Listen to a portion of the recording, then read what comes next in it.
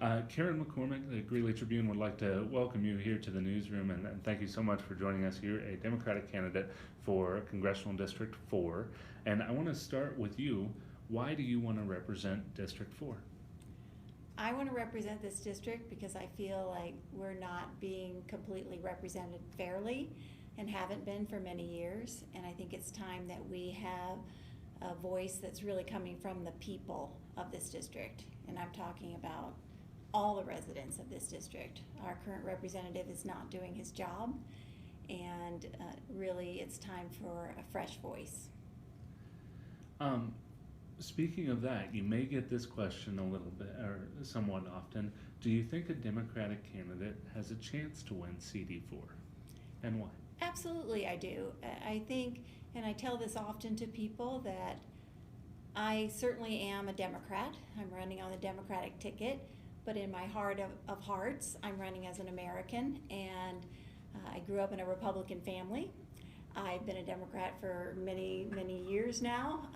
I think that the party labels have done us a disservice to a certain degree, and this district is not quite a third, as far as voter representation and registration, but this district is looking for a real person, a person that will listen and that's going to go out there and help solve the problems that we face. So absolutely, I think a Democrat can win this seat. You mentioned problems, so I might call them issues. I want to ask you, what are the biggest issues facing Congressional District 4 and maybe the country? Well, and I do like to keep it local. I think it's really important if you're running as a representative to a district that you speak to the issues that are local. So primarily the biggest problem that I continue to hear from people all out over this district is the future of healthcare. The concern for the future of healthcare, the concern for people, their premiums that are going up right now, the unaffordability of premiums and deductibles, and then the uncertainty, especially in our rural districts, of those local healthcare clinics and their ability to be sustained and work in the future, so that these rural areas don't have to drive so far to access health care. So that uncertainty is a big worry. We have benefited, over 70,000 people in our district have benefited from the expansion of Medicaid in our state. And when that is up for kind of a discussion and cuts, it really concerns people, because many people are paycheck to paycheck on trying to meet their health care bills. So that's number one. There's a lot of concern, especially in the ag community, the agricultural community in our state, our district, about trade issues, the future of trade, especially recently, and the discussion of tariffs and cutting out markets that are so critical, world markets that are critical to our farmers and ranchers, is scaring a lot of people.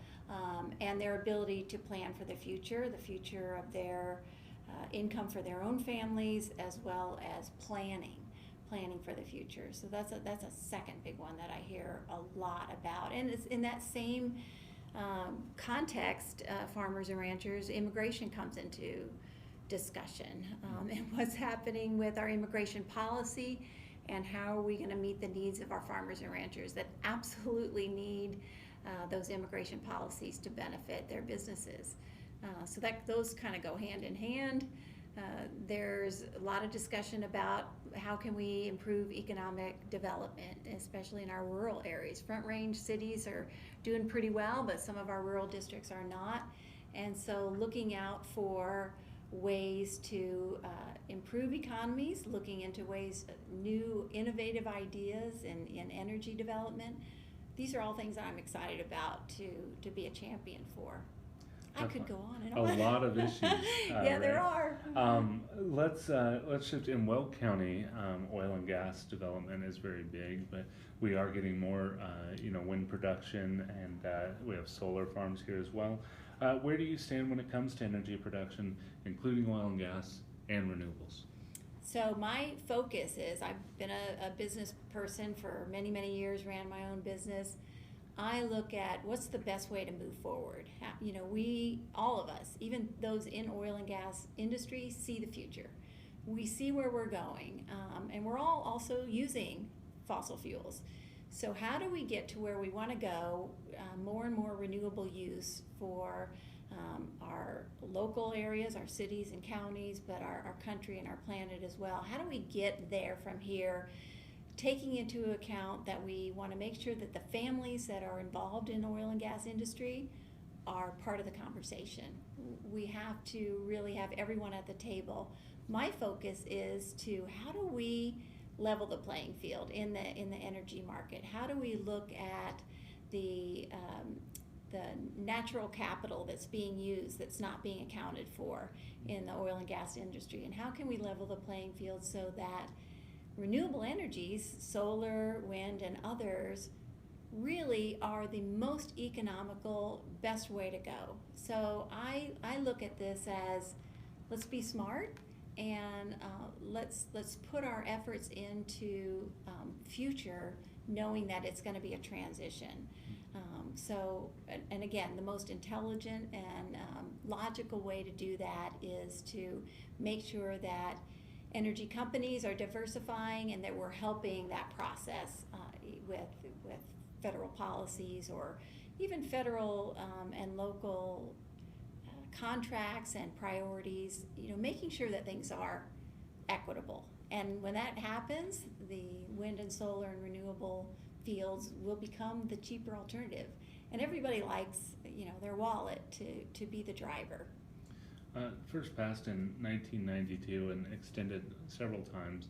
We are in year 2 of a 3-year sort of drawdown for the wind energy production tax credit. Is that something you'd like to see renewed again? Possibly, and I'd like to see the details behind that, because I don't know exactly what all is involved in that. But I think that tax credits and again, I want that playing field leveled. Incentives to help move us in that direction. I'm very interested in what the carbon fee and the dividend program that is being discussed. I want to see the details behind that too. So again, we're accounting for those natural capital that's being used that we're really not putting $1 to, and we should be. What experience do you have that would help you govern in this role? It's a great question, and I love it. So my entire career has been spent in the field of veterinary medicine and running my own small business for over 16 years. And that experience of having people come in the door with a problem, with worries and concerns for their animal and for their future, no matter where they've come from, it didn't matter to me. They were there to let me know about their problem and to use my expertise to help them move forward. And that experience of listening to people, listening to their concerns, and then the expertise to figure out what to do next, and moving forward with a plan, problem solving, and totally being in the public service industry does uniquely qualify me. I have a wealth of experience that translates beautifully to be a congressional representative. The representative needs to be able to be in touch with the people of the district, to listen, to understand that there's going to be a diversity of issues and problems sometimes that might be at odds with each other, but to be able to take that all in and then to take that information forward, knowing to contact experts in the field and find the best answer and move forward. So I truly believe from a business standpoint and a life experience standpoint that I am uniquely qualified to take on this role. This one may throw you for a loop, but what's one thing you agree with President Donald Trump on and would be willing to work with him on in Congress? Actually, I agree, not necessarily with the tactics, but the fact that we are talking to North Korea. I do believe that talking is always a better option than screaming and threatening and resorting to force. So Absolutely. The way it came about was a little interesting, but I would be willing to work on that. I'm all about how can we talk to our adversaries as well as our allies and build relationships that not only help our country and our people, but keep us as a strong voice in the world. So, what's your plan, or what ideas do you have for dealing with some of our pressing immigration issues? well, I am so committed to, and again, this is from my career and who I am as a person, to make sure that we have compassion in the discussion of immigration policy, and frankly every other policy. I think compassion is a value that is missing from so much of our elected leaders. So moving forward with immigration, we have to look at the whole picture. We have to look at the needs of our industry leaders that depend on the visa program that is in place now that may not be working efficiently for them, to make sure that we strengthen that and fix the problems that are there, as well as really supporting, I'm all for supporting our dreamers and the DACA bill that was in place to make sure that I don't want to break families up. I don't think that's not America. So we have to move forward from where we are now to make sure that we protect people that are here. Everyone wants strong borders. So if there are faults in the system that we need to address, I want to be part of those solutions. But it's all about keeping compassion in the equation and making sure that the rules that we have in place, that there aren't any cracks in the system that we as a government need to address. Definitely. Incumbents typically have an advantage in any election you go to. Why should Representative Ken Buck be replaced? Mr. Buck, in this district in particular, is out of touch. He's out of touch with the people. He rarely, if ever, connects with people one-on-one or in small groups to find out what's going on and to find out the issues that really need to be addressed. To be an effective representative, you cannot be that out of touch. So for him not to travel the district, be open and willing to listen, be willing to listen to viewpoints other than his own with respect. I had to travel to Lamar. It was a long drive just to be in a town hall with him. And the adversarial nature between that group of constituents and our representative was so uncomfortable and so such a disconnect there that I feel that there's a real opportunity here for a new voice and a new perspective and somebody that's really going to listen and move forward. And he's not willing or able to do that, and really lacks respect for the people that he is representing across the board. I asked sort of an open-ended question to start, which was about the issues facing the district. I want to look beyond the United States because you would have a role or a voice in foreign policy if you're eventually elected. There are probably too many issues to list, but I'd like you to touch on what maybe some key issues are for you in foreign policy and really what would guide you in making decisions about foreign policy. Well, since it's an overarching question, I really believe that we as a country need to keep our relationships with our allies strong. And I feel like that's a place that we as a country and our representative government needs to step up and make sure that we don't lose ground as a leader, as a world leader, that our allies can respect and depend on. The more we back out of agreements that we've made in the past, and the more we don't stand strong as a leadership position, others are going to fill the void. And that concerns me greatly, especially since I come from a Navy family, from a dad that served so long for this country. For us to be that leader in the world, and for us to be losing that footing so fast is a tremendous concern to me.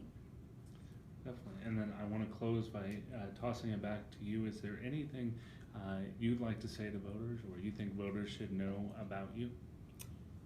Well, at this point in time, where we are standing in the cycle, I want voters to know that who I am is a problem solver. I am a listener. I have deep compassion and concern for the people that I talk to, people that are of different political persuasions.